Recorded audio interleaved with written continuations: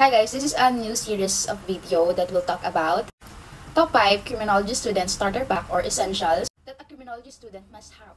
Let's go! Una at higit sa lahat, kailangan natin ng number 1, garrison belt. So yung garrison belt is a standard na belt para sa lahat ng criminology students. So hindi lang crim student gumagamit noon, pati mga ROTC, ganun. Kaya kailangan i-avail mo na ngayon habang wala pa yung klase nyo, this academic year na dadating, and available siya dito sa Yellow Basket.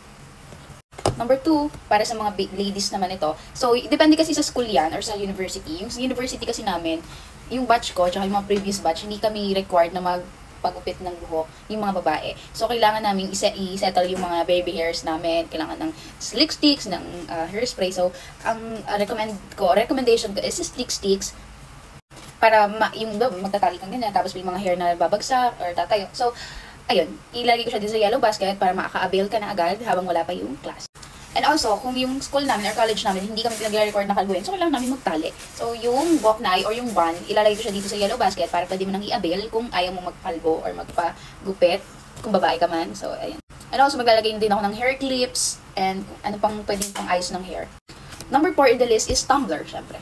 Dahil alam naman natin sa criminology, may mga physical exercises, mapapagod, mauhaw, kakalakad, and all.